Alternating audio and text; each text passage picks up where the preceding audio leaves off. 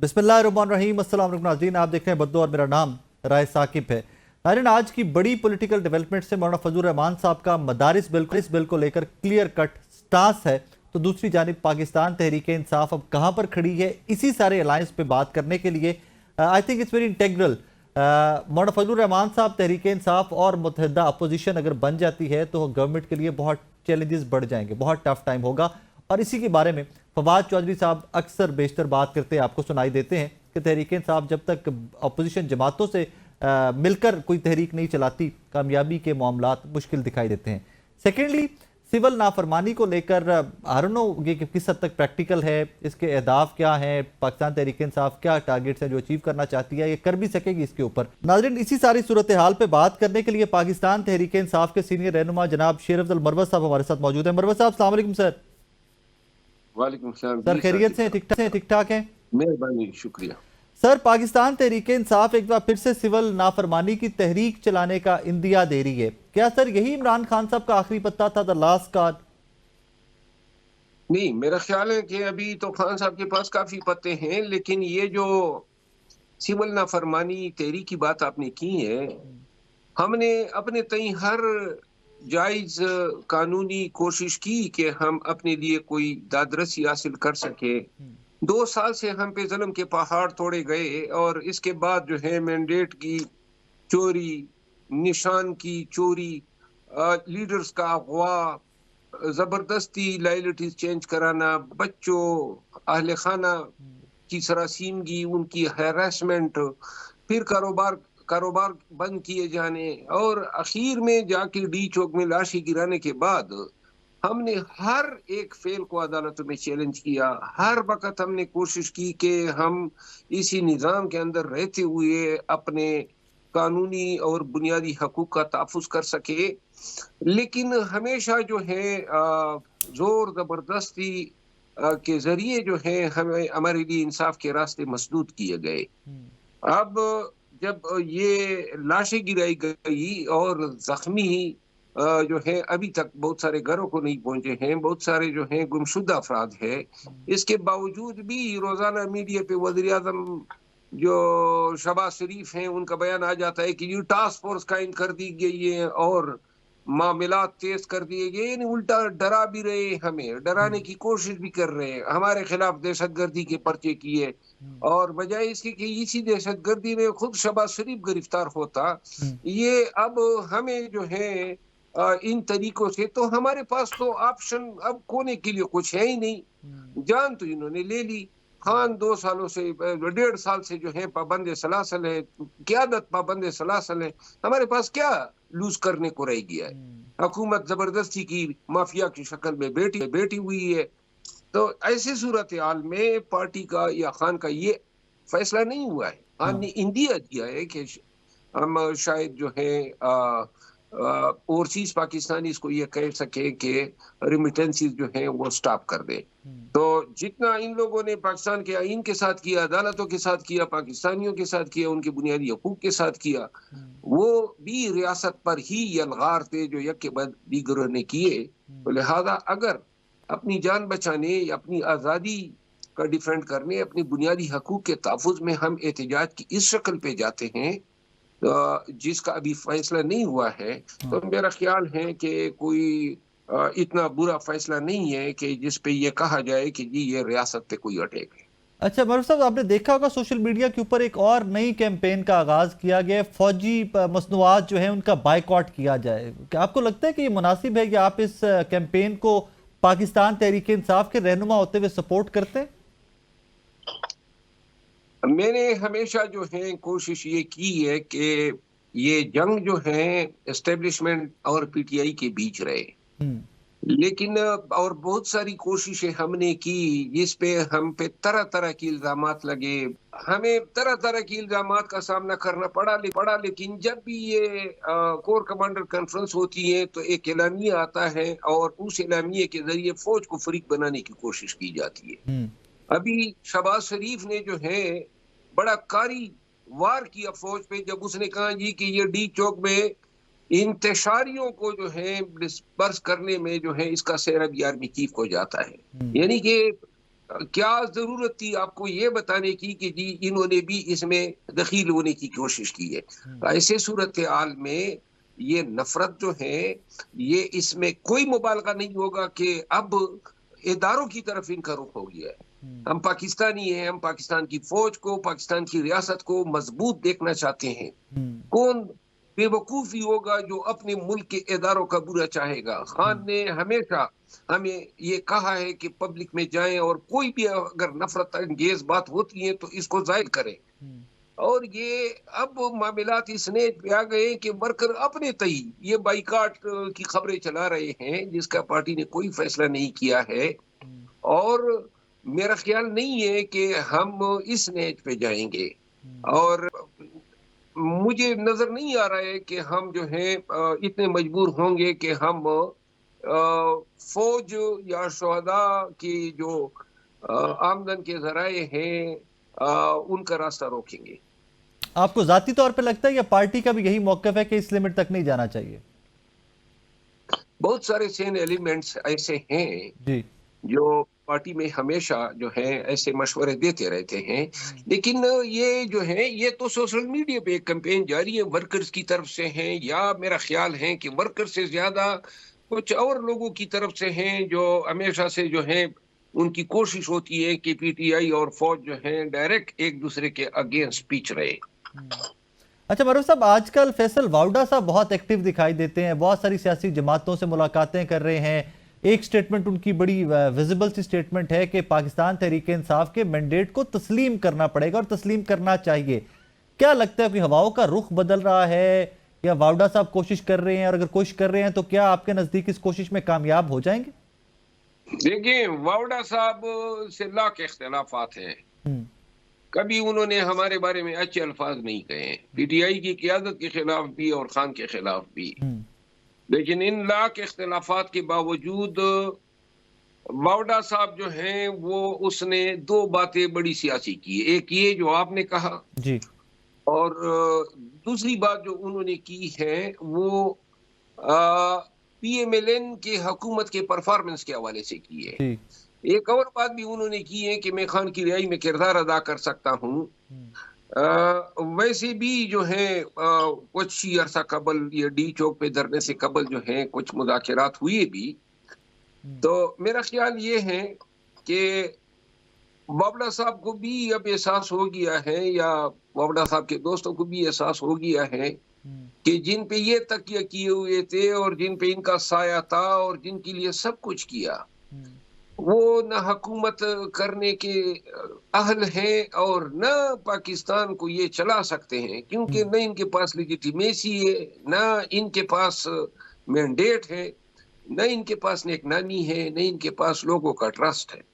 تو میرا خیال یہ ہے کہ یہ بہت ساری چیزیں جو ہیں اب شاید مارچ تک جو ہیں بہت ساری چیزیں چینج ہو چکی ہوں گی.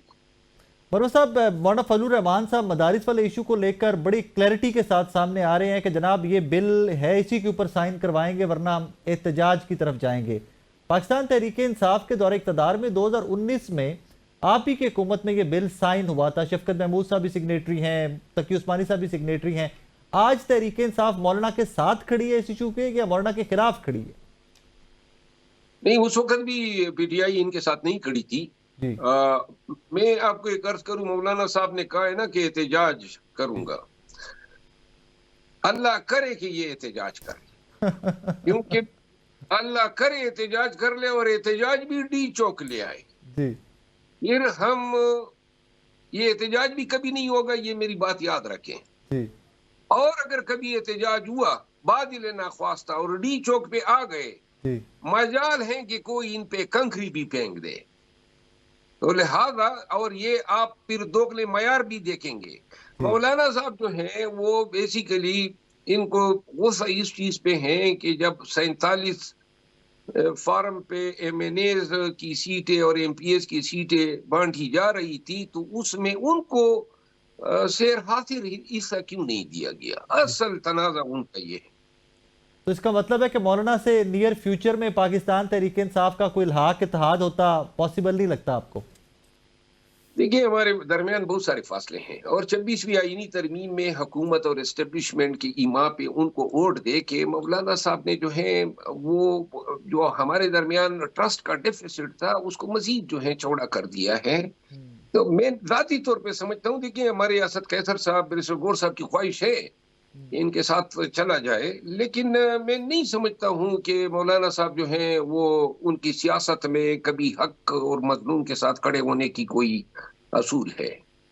مروت صاحب، کل سے بڑے اہم ترین کیسز سپریم کورٹ میں لگے ہوئے آئینی کیسز عمران خان صاحب کی ذات کو لے کر، جوڈیشل کمیشن ہو جائے 9 مئی کے واقعات کے اوپر، توہین عدالت کیس ہے، کافی سارے کیسز ہیں. کس حد تک پازیٹیو ہیں آپ کے انصاف ملے گا پاکستان تحریک انصاف کو؟ آپ کہ 26ویں آئینی ترمیم کا مقصد یہی تھا جی کہ ان کیسز کا راستہ روکا جائے.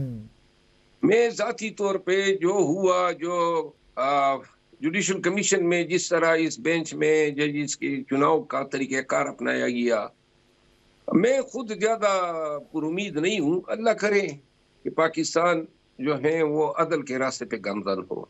فائنل کوسچن سر، ایجیٹیشن ہی پاکستان تحریک انصاف کے پاس آخری راستہ ہے یا ابھی بھی مذاکرات اسٹیبلشمنٹ سے، حکومت سے کوئی کوششیں جاری ہیں؟ ابھی میرا خیال نہیں ہے مہینے ڈیڑھ کے اندر کوئی مذاکرات کی کوشش ہم کر سکتے ہیں، کیونکہ پاکستان تحریک انصاف کے گھروں میں ابھی ماتم بپا ہے، لاشیں آ رہی ہیں، زخمی اسپتالوں میں ہیں، بہت سارے لوگ گمشدہ ہیں، املاک جو ہیں وہ خصوصاً گاڑیاں جو ہیں سینکڑوں کی تعداد میں گمشدہ ہے. ایسی صورت میں جو ہے، اور پھر میاں شہباز شریف آج بھی بیان دے رہے ہیں کہ ٹاسک فورس قائم کر دیا ہے، اور یعنی الٹا نپٹا بھی ہم سے جا رہا ہے. میرے اوپر خود 1 درجن لگ بھگ انسداد دہشت گردی کے دفعات کے تحت اسلام آباد میں پرچے کیے ہیں، تو لہٰذا ہمارا بھی، ہمیں لاشیں بھی ہمارے ورکرز کی جو ہیں گھروں کو گئی ہیں، اور اوپر سے سفر بھی کر رہے ہیں. تو لہٰذا ایسی صورت میں جو ہے مذاکرات امیڈیٹلی ہونا ممکن نہیں ہے. شاید 1.5 ماہ بعد کوئی سبیل نکل آئے، لیکن امیڈیٹلی ممکن نہیں ہے. مروت صاحب، thank you very much for your time. ناظرین، پاکستان تحریک انصاف کے سینئر رہنما جناب شریف عبد المروت صاحب ہمارے ساتھ موجود تھے. مجھے ایک چھوٹا بریک کے بعد واپس آ رہے ہیں، میرے ساتھ رہیے.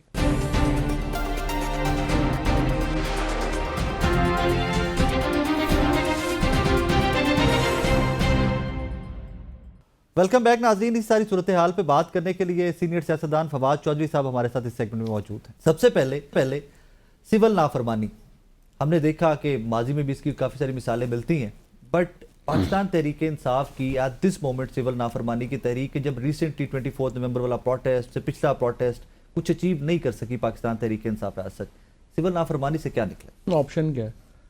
دیکھیں نا، پرابلم یہ ہوتا ہے کہ جو ہم نے 800-900 سال کی جو ڈیموکریسی کی ہسٹری ہے، اس میں ہم نے یہ کیا تھا، دنیا نے یہ کیا کہ اپنے انسان نے تجربات سے سیکھا اور کانفلکٹ ریزولوشن کے طریقے بنائے. انہوں نے کہا کہ جی جو حکومت کرنے کا اختیار ہے وہ ہوگا کہ عوام جس کو سب سے زیادہ ووٹ کرے گی. آپ نے 8 تاریخ کو ووٹ ہوا، 9 کو آپ نے ووٹ بدل دیا. پھر آپ نے جوڈیشل سٹرکچر کریٹ کیے تھے، آپ نے کہا کانفلکٹ ہوگا آپ جوڈیشری کے پاس چلے جائیں گے. اب آپ دیکھ لیں اینٹی ٹیررزم کے ججز جو تھوڑا سا بھی آئین قانون پہ عمل کرنے کی کوشش کرتے ہیں، آپ دیکھ لیں ان کے ساتھ کیا ہوا، ان کے گھر والوں کے ساتھ کیا ہوا، ہائی کورٹ کے ججز کے ساتھ کیا ہوا، chief justice Lahore high court Shahzad Malik صاحب کے ساتھ کیا ہوا، اور پھر 26ویں آئینی ترمیم لا کے آپ نے سپریم کورٹ ہی ختم کر دی. الیکشن کمیشن آف پاکستان آپ نے تباہ و برباد کر دیا. اسپیکر کا آفس ختم ہو گیا، سینٹ کے چیئرمین کا آفس ختم ہو گیا. مجھے اب بتائیے اگر کانفلکٹ ریزولوشن ہے تو آپ جائیں کہاں؟ تو سوائے اس کے کہ انہوں نے آپ کو کمروں میں بند کر دیا، پنجروں میں، اس کے بعد جو آخری سانس لینے کی بھی دروازہ تھا وہ بھی بند کر دیا. تو سوائے اس کے کہ وہ پروٹیسٹ ہوگا، سوائے اس کے کہ وہاں سے شور مچائیں گے، کریں گے، لڑیں گے، کیا ہوگا؟ اور انفارچونیٹ ہے جو یہ طریقہ کار حکومت نے بنایا ہے. پہلے بھی انہوں نے سیاست سے آؤٹ کیا پی ٹی آئی کو، ہم جیسے لوگوں کو ظلم، بربریت، تشدد کا نشانہ بنا کے نکال دیا آپ نے. دیکھیں ہم لوگ نکل جائیں گے، ہم تو بندوق نہیں اٹھا سکتے، بٹ الٹیمیٹلی جو آپ کر رہے ہیں اس کے نتیجے میں آپ ہماری جیسی اپوزیشن سے محروم ہو جائیں گے. تو مڈ میں نکال سکتی تھی، بات کر سکتی تھی. ہاں، but you will have an opposition جس کے پاس بندوق ہوگی، جو بلوچستان میں ہوا ہے، جو کے پی میں ہو رہا ہے، جو افغانستان میں ہو رہا ہے. لیکن چونکہ اپنے آفیسز سے آگے دیکھنے کی صلاحیت نہیں ہے لوگوں میں، تو Pakistan is going through a very very unfortunate times. Do you think it is the right time कि civil disobedience की तरफ जाना है at this moment? देखिए, प्रोटेस्ट के लिए तो कोई भी टाइम राइट नहीं होता. प्रोटेस्ट तो होने नहीं चाहिए मुल्कों में. उसकी तो एक कॉन्फ्लिक्ट रेजोल्यूशंस होने चाहिए प्रोटेस्ट से पहले. ये तो, लेकिन ये हुकूमत जो है, ये तो देखिए, ये तो गोलियां मारने में भी कोई इनको प्रॉब्लम नहीं है, सहाफ़ियों को उठाने में भी कोई प्रॉब्लम नहीं है, तशद्दुद में भी कोई एवरीडे मैटर बन गया है. इन्होंने सारी चीज़ों को ना रूटीन बना दिया है. जो एक सफ़र दुनिया ने किया 800-900 साल में, इन्होंने कहा इसको पीछे ले जाओ और हम इसको रेगुलराइज करा देंगे, कोई प्रॉब्लम ही नहीं है. तो ऐसी सूरत हाल में मुझे नहीं पता क्या करेंगे आप. There is no other way. मौलाना फजलुर रहमान साहब एक बिल्कुल नए स्टांस के साथ खड़े हुए हैं, मदरसास और all, but at the same time वो ये भी कहते हैं कि 26वीं आईनी तरमीम में मजबूरी थी, वोट करना पड़ा हमें, हमारी एक ही डिमांड थी जिसके एवज हमने वोट किया, हमारी वो डिमांड भी नहीं मानी जा रही. Do you think Pakistan Tehreek, क्योंकि आप बड़े इसके दाए हैं कि मौलाना फजलुर रहमान के साथ अलायंस होनी चाहिए तहरीक इंसाफ की, डू यू थिंक कि इस मदरसे वाले इशू के ऊपर तहरीक इंसाफ को मौलाना फजलुर रहमान के साथ खड़े होना चाहिए? देखिए, बात यह है कि हर पार्टी के एक अपना मौक़िफ़ है. पीटीआई का मौक़िफ़ अलहदा है, मौलाना का मौक़िफ़ अलहदा है, सियासत तो उनकी अपनी अपनी है. लेकिन बड़े मामलात जैसे 2018 का इलेक्शन है, अफ़गान पॉलिसी है, ये ऑपरेशन है खैबर पख्तूनख्वा में, इनके ऊपर पीटीआई का और जेयूआई का स्टांस जो है वो एक है. अब ये जो स्पेसिफिक्स हैं इनके ऊपर तो शायद बात ना हो सके, लेकिन एक बड़ी पॉलिसी पर तो बात हो सकेगी. और बड़ी पॉलिसी ये है कि ये हुकूमत फॉर्म 47 की पैदावार है और इस हुकूमत को जाना चाहिए. But at the same time मौलाना फजलुर रहमान साहब का तो स्ट्रीट पार है कि अगर तहरीक इंसाफ और मौलाना इकट्ठे हो जाते हैं तो टफ टाइम है गवर्नमेंट के लिए. नहीं, ये हुकूमत तो हफ्ता नहीं चल सकती ना, यही तो प्रॉब्लम है. पीटीआई का जो, और मैंने खान साहब को भी कहा है कि हमारा जो सबसे बड़ा पीटीआई का फेलियर हुआ है वो ये हुआ कि 9 तारीख को जब आपने तहरीक इन्होंने नहीं चलाई, क्योंकि खान साहब, हम लोग तो जेलों में थे, और उसके बाद जो दूसरा बड़ा फेलियर है वो ये है कि हम अलाइंस नहीं कर पाए. और अलाइंस में अभी आप देखिए ना, ये जो हुआ इस्लामाबाद में, अगर इसमें मौलाना शामिल होते, जीडीए शामिल होती, जमात इस्लामी शामिल होती, तो ये हुकूमत नहीं टिक सकती. सो alliance is the key, I think, PTI की पॉलिटिक्स के लिए. लास्ट आपकी खान साहब से मुलाकात के बाद अभी तक तहरीक इंसाफ की दस्तयाब लीडरशिप को लेकर तो रवैयों में तब्दीली आई कि पॉलिसी मेकिंग में कहीं पर एंगेज किया जा रहा है आपको? नहीं, मेरा राब्ता ज़रा बेहतर हो गया. राब्ता हो जाता है, बेहतर हो गया, बेहतर हो गया. गवर्नमेंट से निगोशिएट करेंगे, गवर्नमेंट से बात करेंगे, या अभी भी स्टार एस्टैब्लिशमेंट ही है? देखिए, मैं तो बार बार ये रिक्वेस्ट करने की कोशिश कर रहा हूँ कि आप भूल जाएं, गवर्नमेंट ने भी आपसे बात नहीं करनी, आप अपोजिशन से बात करें. देखें, आप जब गवर्नमेंट से आप तब बात करेंगे जब जेयूआई, जीडीए, जमात इस्लामी आपके साथ होगी.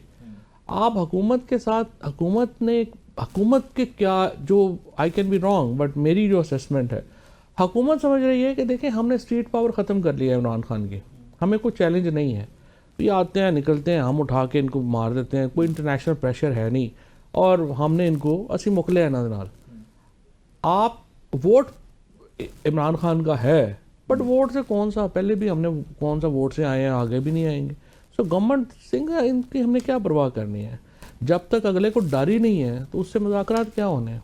इसलिए आपको पहले अपने पाँव पे खड़ा होना है, और पाँव पे आप तब खड़े होंगे जब आपके साथ मौलाना फजलुर रहमान, जीडीए, जमात इस्लामी, ये पार्टियां जुड़ेंगी. जब आप कहते हैं ना कौन सा हम वोट से आए अबाउट दिस गवर्नमेंट, 2018 पे वापस जाना पड़ता है. 2018 में भी पीटीआई वोट से आई थी या तब भी? ये तो कंपैरिजन ही बिल्कुल ही Apple and banana. I do understand. आप उस वक्त आपने वो इलेक्शन भी कवर किया है, कितने लोगों को उठा के उनके नॉमिनेशन पेपर रोके गए थे, कितने लोग थे जिनको इलेक्शन के लिए अपने नॉमिनेशन पेपर जमा कराने से रोका गया था, कितने लोग थे जिनके बाप को उठा लिया गया, माँ को उठा लिया गया, बीवियों को उठा लिया गया कि तुम लोग जो है ये इलेक्शन नहीं लड़ोगे, कितने लोग थे जिनको इस तरह की जो तशद्दुद का निशाना बनाया गया जो इस इलेक्शन में हुआ. पाकिस्तान तहरीक इंसाफ एक्चुअली होपफुल है कि अमेरिका में तब्दीली से पाकिस्तान के निज़ाम के इम्पैक्ट ऑफ कोर्स है, इंटरनेशनल पावर है, सुपर पावर है, इम्पैक्ट भी है, लेकिन डायरेक्टली इमरान खान साहब की ज़ात को लेकर, तहरीक इंसाफ को लेकर कोई बेहतरी पॉसिबिलिटी है? देखिए, जो इलेक्शन हुआ है जब प्रेसिडेंट ट्रम्प का, तो जो पाकिस्तानियों ने उनकी मदद की है और वहाँ के जो डायस्पोरा ने मदद की है, वो तो इसी उम्मीद पे की है कि ट्रम्प जो है वो पाकिस्तान के अंदर ह्यूमन राइट्स वायलेशन के ऊपर अपना एक मौक़िफ़ देंगे, इसी तरह से वो इमरान खान की रिहाई में अपना किरदार अदा करेंगे. अब देखना ये है कि इस वक्त तो जो टीम है इस वक्त स्टेट डिपार्टमेंट की जो साउथ एशिया को देख रही है, वो तो अभी तक टीम वही है जो कि बाइडन एडमिनिस्ट्रेशन ने बनाई थी. اب یہاں پہ نئے امبیسڈر آ رہے ہیں مارچ میں, اس کے بعد ڈونلڈ لو تبدیل ہو رہے ہیں, اس کے بعد یہاں پہ جو اسپیشل ریپرزینٹیٹیو ہے وہ دیکھتے ہیں وہ لگاتے ہیں یا نہیں لگاتے. تو یہ 3 اپوائنٹمنٹس جو کریں گے وہ, اس سے پتہ چلے گا ہمیں کہ وہ where he is placing Pakistan in his foreign policy. So March تک اس پہ ایجو کا تو رہیں گے معاملات. میرا یہ خیال ہے کہ مارچ تک تو اس میں کوئی ایسی بڑی. ایٹ ونس فیصل واؤڈا بڑے ایکٹیو ہو گئے اور ایک سٹانس یا ایک نیریٹو جس کے اوپر پہلے بات نہیں ہو رہی تھی کہ پی ٹی آئی کے مینڈیٹ کو ماننا پڑے گا. پہلے تو مینڈیٹ ماننے نہیں جا رہا تھا کہ کچھ ہے بھی یا نہیں ہے, جو تھا وہ اپوزیشن میں تھا اور وہ بھی رگڑا کھا رہا تھا. کیا ہوا ہے فیصل واؤڈا صاحب کو؟ آئی تھنک فیصل کا چونکہ کانٹیکٹس ہیں اسٹیبلشمنٹ میں, بہت ہی کلوز کانٹیکٹس ہیں, اس کی وجہ سے ان کی جو بات ہے اس کو ایک اسٹیبلشمنٹ کے ماؤتھ پیس کے طور پہ دیکھا جاتا ہے, اور یہ بڑی امپورٹنٹ ظاہر ایک چیز ہے. اب جو باتیں وہ کر رہے ہیں وہ تو دیکھیں نا بالکل صحیح بات کر رہے ہیں. وہ کہہ رہے ہیں عمران خان کے مینڈیٹ کو تسلیم کیا جائے, وہ کہتے ہیں کہ آپ سارے مل کے جو ہے وہ ایک پاکستان کے مسائل. پھر وہ یہ نون کے اوپر جو ان کی تنقید ہے وہ بھی بالکل صحیح ہے کہ 2 باتیں وہ کر رہے ہیں. وہ کہہ رہے ہیں کہ ایک تو یہ لاش کتنی دیر اسٹیبلشمنٹ اٹھائے گی, اور دوسرا جو اسلام آباد میں واقعہ ہوا ہے اس کی جو براہ راست ذمہ داری نون لیگ اسٹیبلشمنٹ پہ ڈال رہی ہے, وہ کہہ رہے ہیں کہ نہیں آپ ذمہ داری لیں, آپ نے لوگ مقرر کیے تھے. تو یہ 3-4 چیزیں جن کے اوپر فیصل واؤڈا بات کر رہے ہیں یہ امپورٹنٹ ہے, اور یہ ایکچولی بڑا آئی ووڈ سے کہ اس وقت نیوکلیس ہے پاکستان کی پالیٹکس کا. تو اب جو دیکھنا یہ ہے کیا جو ان کی جو سوچ ہے, کیا یہ سوچ اسٹیبلشمنٹ کے بھی ایک حلقے کی ہے اور وہ اس کے اوپر آگے بڑھیں گے, یا وہ یہاں سے نون لیگ مینیج کر لے گی اور وہ پیچھے ہٹ جائیں گے. اب یہ دیکھتے ہیں. اب 2 سٹیٹمنٹس آپ کی مطلب اسی ابھی ایک جملے کے اندر, ایک تو وہ اسٹیبلشمنٹ کے ماؤتھ پیس کے طور پہ لیے جاتے ہیں, پھر at the same time 8 February کے الیکشن سے پہلے واؤڈا صاحب کی سٹیٹمنٹس نکال لی جائے تو بالکل کلیئر کٹ تھا کہ پالیسی کیا ہے, جو وہ کہتے تھے وہی پالیسی تھی اور اسی پہ امپلیمنٹیشن بھی ہوئی. اور اب جو واؤڈا صاحب کہہ رہے ہیں اس کو منو ان میں کیوں نہ لوں کہ جی اسٹیبلشمنٹ کی پالیسی میں شفٹ ہو رہا ہے, کیونکہ اس وقت تو دیکھیے نا محسن نقوی بھی ایک پالیسی چلا رہے ہیں, اور ان کی پالیسی جو ہے وہ مختلف ہے فیصل واؤڈا کی اسٹیٹمنٹ سے. تو اب دیکھنا یہ ہے کہ کون پریویل کرے گا الٹیمیٹلی. اگر تو آپ نے جو یہ میں پہلے عرض کر رہا ہوں کہ جی وہ سمجھتے ہیں کہ ہم نے اسٹریٹ پاور ختم کر لی ہے اور اب کوئی ضرورت نہیں ہے پی ٹی آئی کی, ووٹ کا ہمارا ایشو نہیں ہے, یہ پالیسی چلتی ہے, یا ری اپروچمنٹ کا یا ورکنگ ریلیشن شپ بنانے کی پالیسی چلتی ہے. فیصل واؤڈا کی اگر باتوں کو دیکھا جائے تو وہ تو ورکنگ ریلیشن شپ بنانے کی بات کر رہے ہیں نا. تو اب یہ ان دونوں پوائنٹ آف ویوز میں سے جو پریویل ہوگا اس کا ہمیں انتظار ہے کہ دیکھتے ہیں کیا ہوگا, کیونکہ جو کنفرنٹیشن کی پالیسی تو 2 سال سے چل ہی رہی ہے نا. دیکھنا تو یہ ہے کہ کیا اس پالیسی میں کچھ چینج آتی ہے یا نہیں آتی ہے, اور کیا اسٹیبلشمنٹ میں کہ حلقوں میں یہ فیلنگ ہے کہ عوام کو ساتھ رکھنا بھی ضروری ہے, یا وہ بھی نون لیگ جس نتیجے پہ پہنچے ہے کہ کوئی ضرورت نہیں ہے, ان کی بھی یہی خیال ہے. اور نون لیگ کا یہ فارمولا ابھی تک تو سکسیسفل ہے رائٹ ناؤ, جب ہم بات کر رہے ہیں ابھی تک یہ سکسیسفل ہے, فیوچر ایک الگ کہانی ہے. دیکھیں ثاقب, لیکن مسئلہ یہ ہے نا کہ دیکھیں آپ اور ہم لوگ جو ہیں جو پولیٹیکل انالیسس کرتے ہیں, قیمت بہت بڑی دینی پڑی ہے نا. دیکھیں ملک کو بھی بڑی قیمت دینی پڑ رہی ہے, اور نون لیگ اور دیکھیں نون لیگ اور پیپلز پارٹی کا سیاست تباہ و برباد ہو گئی ہے عمران خان کو تباہ کرنے کے چکر میں. اب دیکھیں اس کا بڑا نقصان ہے, نون لیگ اور پیپلز پارٹی کو بھی ختم نہیں ہونا چاہیے. لاسٹ کوسچن ٹو یو, یہ جو بائیکاٹ کی ایک مہم چل رہی ہے, فوجی فوڈز کو بائیکاٹ کر دو, اس کو بائیکاٹ کر دو, اس کو بائیکاٹ کر دو, یہ سپورٹ تھا. دیکھیں پہلی بات تو یہ ہے کہ یہ جو چل رہی ہے پھر شہیدوں کا, اور یہ وہ بدقسمت ترین لمحہ ہے پاکستان کی تاریخ کا کہ جس کے اوپر کوئی مطلب میرے پاس الفاظ ہی نہیں ہے اس کی کنڈیمنیشن کے لیے. دیکھیں کوئی ہمارے اسٹیبلشمنٹ کا جو پولیٹیکل رول ہے اس کے اوپر 100 بار جو ہے وہ ہماری تنقید بھی ہے, ہماری گفتگو بھی ہے. پرسنلی اگر آپ مجھے پوچھیں میرے ساتھ تو بہت زیادتی بھی ہوئی ہے, and I am very butter on that. لیکن دیکھیں فوج کے بغیر ملک کا تو تصور نہیں ہوتا. You have to have an army, آپ کی نہیں ہوگی تو دشمن کی ہوگی. اب آپ یہ جو, اور اس میں مصیبت کیا ہوئی ہے کہ جو پی ٹی آئی کے اکاؤنٹس ہیں وہ اور جو سیپریٹسٹ کے اکاؤنٹس ہیں وہ آپس میں مکس ہو گئے ہیں. اب باہر بیٹھے ہوئے عادل راجہ, حیدر مہدی ٹائپ, یہ جو بے شمار لوگ ہیں جو اینٹی آرمی, ان کا دیکھیں ہم پی ٹی آئی سے تو کوئی تعلق نہیں ہے, ہمارے تو وہ مخالف رہے ہیں ساری عمر. اب آ کے وہ ہماری ہمدردی پی ٹی آئی کے ہمدرد بن کے وہ پاکستان کی فوج کو ٹارگٹ کر رہے ہیں، یہ ممکن ہی نہیں ہے. اور اسپیشلی جو میرا تو جو علاقہ ہے، پنڈ دادن خان ہے، جیلم ہے، ہمارا تو گاؤں ہی نہیں ہے کوئی جہاں شہید نہیں ہے، کوئی غازی نہیں ہے. یہ ہمارے لیے تو ممکن ہی نہیں ہے اس طرح کے کسی نیریٹو کو سپورٹ کرنا. تو جس طرح عمران خان کہتے ہیں ملک بھی میرا ہے اور فوج بھی میری ہے، اس کو تو نہیں ہم. بہت صاحب thank you so much time. ناظرین ایک چھوٹا سا بریک میرے ساتھ رہیے گا، بریک کے بعد واپس.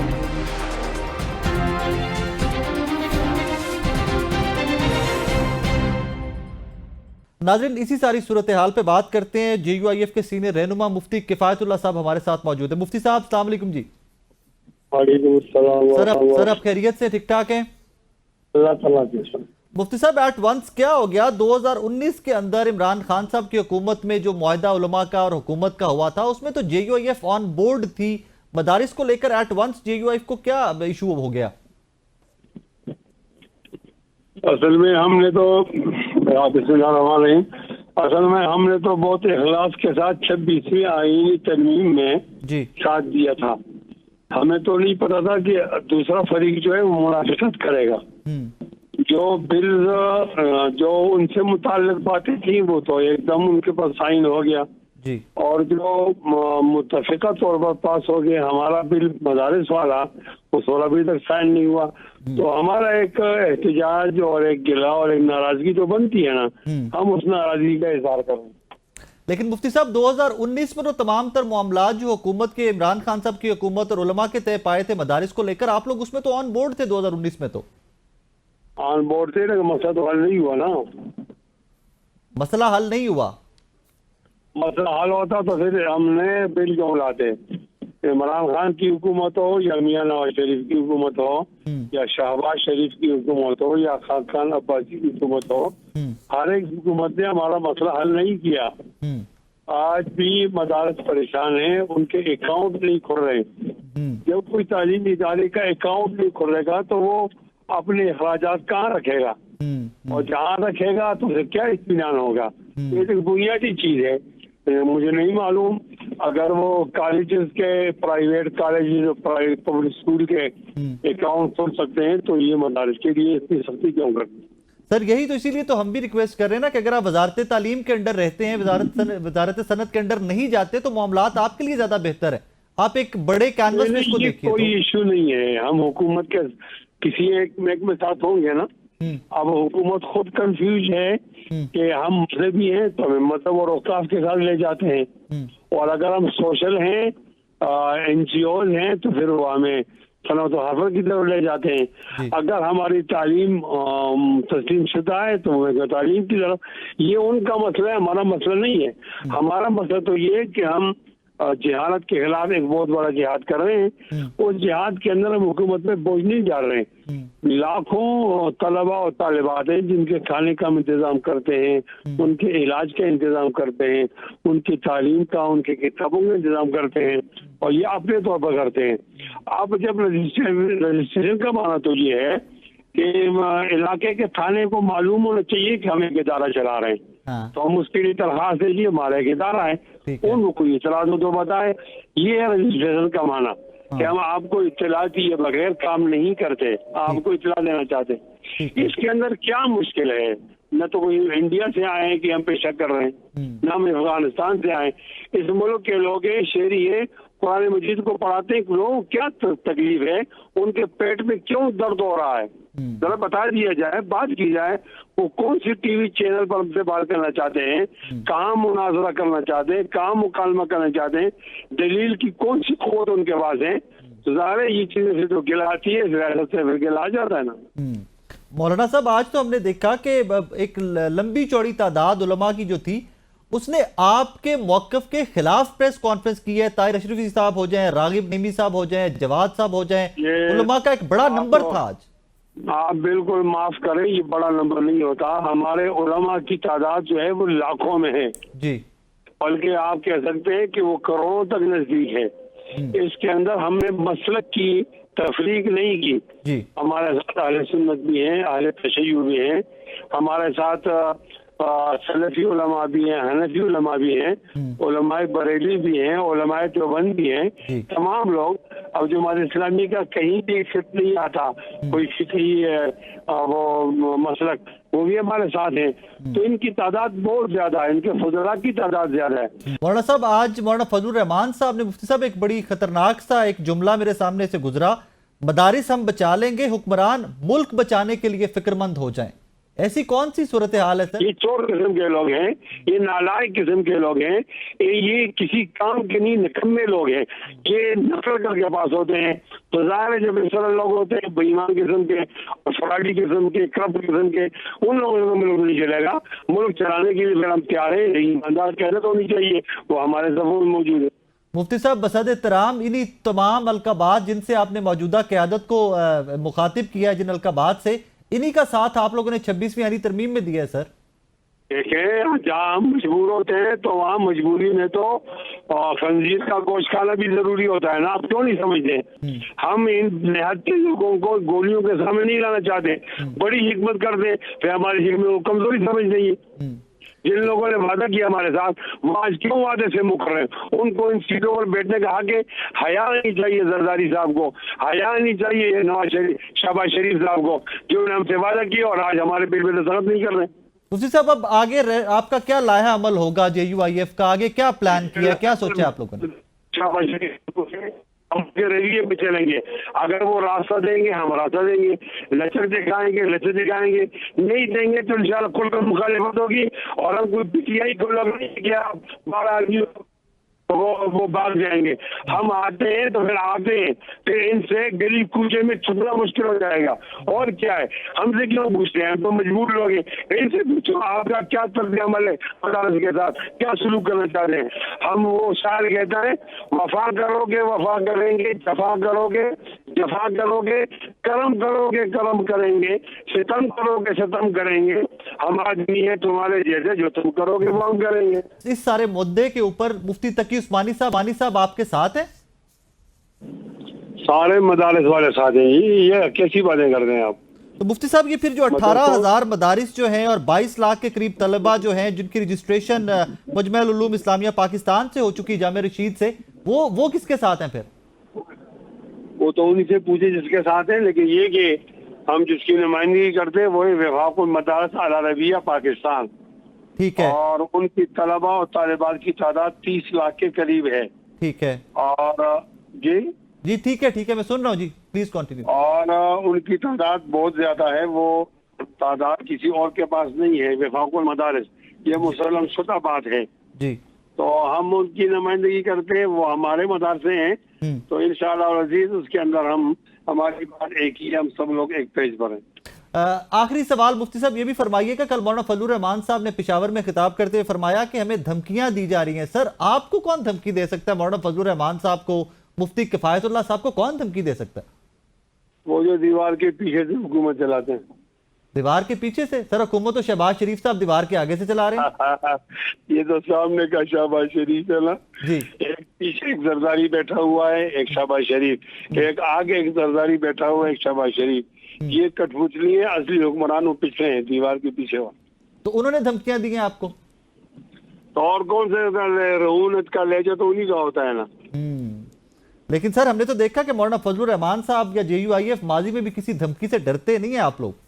तो नहीं डरे ना, इसलिए हम नहीं चुके ना, आज जवाब दे रहे।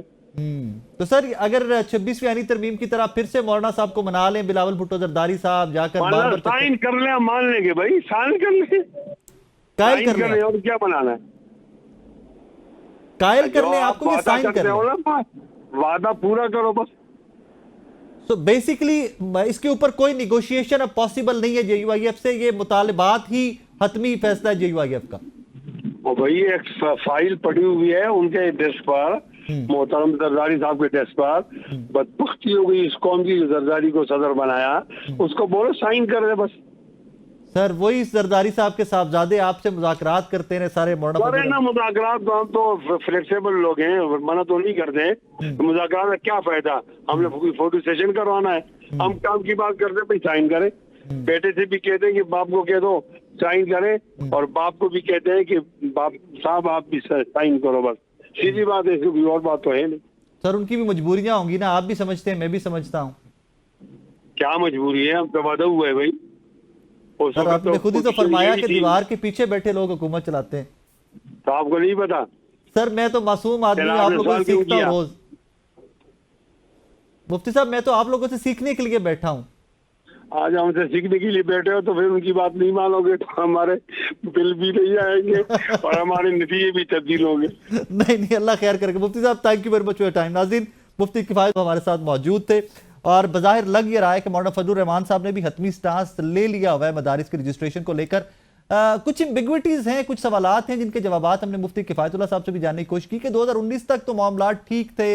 जो सिग्नेटरीज हैं उसमें तकी उस्मानी साहब भी हैं, जो हुकूमत at that time Imran Khan साहब की गवर्नमेंट का और उलमा की जो एक मुआहदा हुआ था। आज एट वंस ताहिर अशरफी साहब, रागिब नईमी साहब, जवाद नकवी साहब, अता तारड़ साहब, एक लंबी कतार उलमा की और सियासतदानों की प्रेस कॉन्फ्रेंस करती है। मौलाना को यहाँ तक पैगाम दिया जाता है कि अगर आप 10,000 तलबा लेके आएंगे तो हम 20-25,000 ला सकते हैं। इवेंचुअली मामला जाते किस तरफ हैं, वेट करते हैं। इस दुआ के साथ इजाज़त दीजिएगा कि जो भी हो इस मुल्क कौम आपके मेरे लिए बेहतरी हो। अल्लाह हाफिज़।